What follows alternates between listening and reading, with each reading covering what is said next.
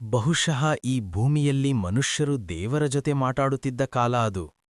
ಪರ್ವತಗಳು ಮಂತ್ರಗಳನ್ನು ತಿಳಿದಿದ್ದವು, ನದಿಗಳು ಭವಿಷ್ಯವನ್ನು ಹಾಡುತ್ತಿದ್ದವು. ಆ ಸಮಯದಲ್ಲಿ 7 ನೀಲಿ ಪರ್ವತಗಳ ಮಧ್ಯೆ ಒಂದು ಅದ್ಭುತ ರಾಜ್ಯವಿತ್ತು, ಅಗ್ನಿವನ. ಅಗ್ನಿವನ ಸಾಮಾನ್ಯ ರಾಜ್ಯವಲ್ಲ, ಅದು ದೈವಿಕ ಕವಚದಿಂದ ರಕ್ಷಿಸಲ್ಪಟ್ಟಿದ್ದೆಂದು ಜನರು ನಂಬುತ್ತಿದ್ದರು. ಈ ರಾಜ್ಯಕ್ಕೆ ಆಶೀರ್ವಾದ ನೀಡಿದ್ದವರು ಸ್ವತಃ ಶಿವ ಎಂದು ಪುರಾತನ ಶಾಸ್ತ್ರಗಳಲ್ಲಿ ಉಲ್ಲೇಖವಿತ್ತು. ರಾಜ್ಯವನ್ನು ಆಳುತ್ತಿದ್ದವರು ಮಹಾರಾಜ ರುದ್ರಸೇನ, ಧೈರ್ಯಶಾಲಿ, ನ್ಯಾಯಪ್ರಿಯ, ದಯಾಳು ರಾಜ. ಅವರ ರಾಣಿ ದೇವಮಾಲಿನಿ, ಅಪಾರ ಭಕ್ತಿಯ ಮಹಿಳೆ. ಆದರೆ ಅವರ ಹೃದಯದಲ್ಲಿ ಒಂದು ನೋವಿತ್ತು, ಅವರಿಗೆ ಸಂತಾನವಿರಲಿಲ್ಲ. ಒಂದು ಪೂರ್ಣಿಮೆಯ ರಾತ್ರಿ, ರಾಜ್ಯದಲ್ಲಿ ದೀಪೋತ್ಸವ ನಡೆಯುತ್ತಿತ್ತು. ನದಿಯ ಮೇಲೆ ತೇಲುತ್ತಿದ್ದ ದೀಪಗಳು ನಕ್ಷತ್ರಗಳಂತೆ ಹೊಳೆಯುತ್ತಿದ್ದವು. ಅದೇ ಸಮಯದಲ್ಲಿ ಆಕಾಶ ಬಿರುಕು ಬಿತ್ತಿತು. ಒಂದು ಹೊಳೆಯುವ ಜ್ವಾಲಾಮಯ ಕಿರಣ ಆಕಾಶದಿಂದ ಬಿದ್ದು ಉತ್ತರ ಪರ್ವತಗಳ ಹಿಂದೆ ಅಡಗಿತು. ಭೂಮಿ ನಡುಗಿತು, ಗಾಳಿ ಕೂಗಿತು. ರಾಜಪುರೋಹಿತರು ಭಯದಿಂದ ಹೇಳಿದರು, ಇದು ಸಾಮಾನ್ಯ ನಕ್ಷತ್ರವಲ್ಲ, ಇದು ಆಕಾಶದ ಕಣ್ಣೀರು. ಆ ರಾತ್ರಿ ರಾಣಿಗೆ ಒಂದು ಕನಸು ಬಂತು.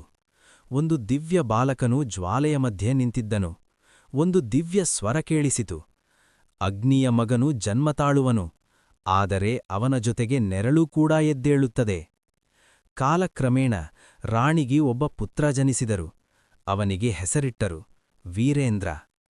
ವೀರೇಂದ್ರ ಜನಿಸಿದ ಕ್ಷಣದಿಂದಲೇ ವಿಚಿತ್ರ ಘಟನೆಗಳು ನಡೆದವು. ಅವನ ಎದೆ ಮೇಲೆ ಚಂದ್ರಾಕಾರದ ಜ್ವಾಲೆಯ ಗುರುತು ಹೊಳೆಯುತ್ತಿತ್ತು. ಜ್ಯೋತಿಷಿಗಳು ಶಾಸ್ತ್ರಗಳನ್ನು ಪರಿಶೀಲಿಸಿ ಹೇಳಿದರು, ಇವನು ದೈವಿಕ ಅಗ್ನಿಯ ಅಂಶ ಹೊಂದಿದವನು. ಬಾಲ್ಯದಿಂದಲೇ ವೀರೇಂದ್ರ ಅಸಾಧಾರಣ. 10 ವರ್ಷದೊಳಗೆ ಕುದುರೆಗಳನ್ನು ಶಾಂತಗೊಳಿಸಬಲ್ಲನು. ಬಿಲ್ಲು ಹಿಡಿದರೆ ಗುರಿ ತಪ್ಪುವುದಿಲ್ಲ. ಆದರೆ ಅವನಲ್ಲಿ ದಯೆ ಹೆಚ್ಚು. ಅವನು ಬಡವರಿಗೆ ಆಹಾರ ಕೊಡುತ್ತಿದ್ದನು, ಕಾಡಿನ ಪ್ರಾಣಿಗಳಿಗೆ ಪ್ರೀತಿ ತೋರಿಸುತ್ತಿದ್ದನು. ಆದರೆ ಅವನು ಕೋಪಗೊಂಡಾಗ ಅವನ ಕೈಗಳಲ್ಲಿ ಜ್ವಾಲೆ ಕಾಣಿಸುತ್ತಿತ್ತು. ಅಗ್ನಿವನದಿಂದ ದೂರದ ಬಂಜರು ಪ್ರದೇಶದಲ್ಲಿ ಒಂದು ಭಯಾನಕ ಶಕ್ತಿ ಬಂಧಿತವಾಗಿತ್ತು. ಅವನ ಹೆಸರು ಕಾಳವಕ್ರ.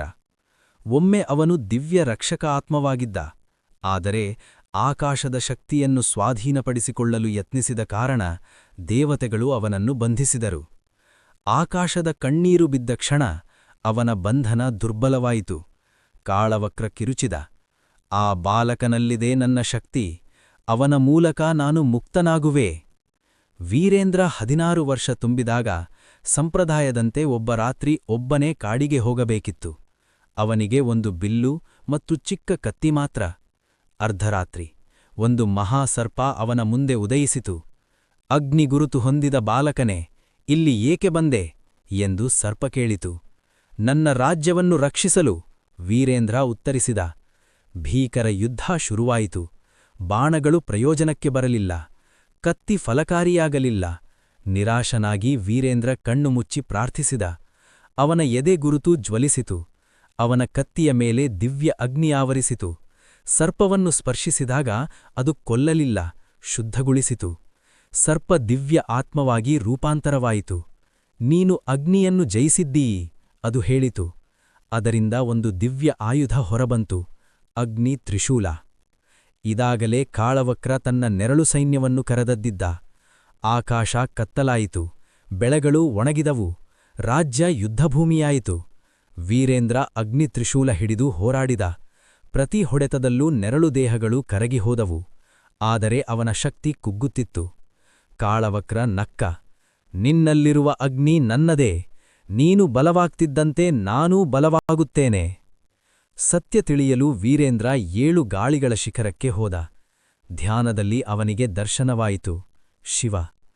ಶಿವ ಹೇಳಿದರು, ಅಗ್ನಿ ಒಳ್ಳೆಯದೂ ಅಲ್ಲ ಕೆಟ್ಟದೂ ಅಲ್ಲ, ಅದು ಹೃದಯದ ಪ್ರತಿಬಿಂಬ. ಕಾಳವಕ್ರ ನೆರಳು, ನೀನು ಬೆಳಕು, ಎರಡನ್ನೂ ಒಪ್ಪಿಕೊಂಡಾಗ ಮಾತ್ರ ಸಮತೋಲನ. ವೀರೇಂದ್ರ ಮರಳಿ ಬಂದಾಗ ಕಾಳವಕ್ರ ರಾಜ್ಯದ ಬಾಗಿಲ ಬಳಿ ನಿಂತಿದ್ದ. ಅವರ ಯುದ್ಧ ಆಕಾಶವೇ ಕಂಪಿಸಿತು. ಕೊನೆಗೆ ವೀರೇಂದ್ರ ತನ್ನ ಆಯುಧವನ್ನು ಕೆಳಗಿಟ್ಟನು. ನನ್ನೊಳಗಿನ ನೆರಳನ್ನು ನಾನು ನಿರಾಕರಿಸುವುದಿಲ್ಲ ಎಂದು ಘೋಷಿಸಿದ. ಅವನ ಗುರುತು 2 ಭಾಗವಾಯಿತು, ಒಂದು ಬಂಗಾರದ ಜ್ವಾಲೆ, ಮತ್ತೊಂದು ನೀಲಿ ಜ್ವಾಲೆ. ಅಗ್ನಿಶಕ್ತಿ ಇಬ್ಬರೊಳಗೂ ಸೇರಿತು. ಕಾಳವಕ್ರ ಕಿರುಚಿ ಅವನ ದುಷ್ಟತ್ವ ಕರಗಿಹೋಯಿತು.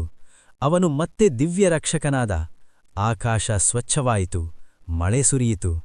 ವೀರೇಂದ್ರ ಮಹಾಜೇತೆಯಾಗಿಯಲ್ಲ, ಜ್ಞಾನಿರಾಜನಾಗಿ ಆಡಳಿತ ನಡೆಸಿದ. ಅವನು ಜನರಿಗೆ ಹೇಳಿದ, ಅಗ್ನಿ ಸುಡುವುದಕ್ಕಾಗಿಯಲ್ಲ, ಬೆಳಗುವುದಕ್ಕಾಗಿ. ಇಂದಿಗೂ ಪರ್ವತಗಳಲ್ಲಿ ಒಂದು ನಕ್ಷತ್ರ ಬಿದ್ದರೆ ಜನರು ಹೇಳುತ್ತಾರೆ, ಆಕಾಶದ ಕಣ್ಣೀರು ಮತ್ತೆ ಬಿದ್ದಿದೆ, ಅದನ್ನು ಹೊರುವ ಹೃದಯ ಬಲವಾಗಿರಲಿ.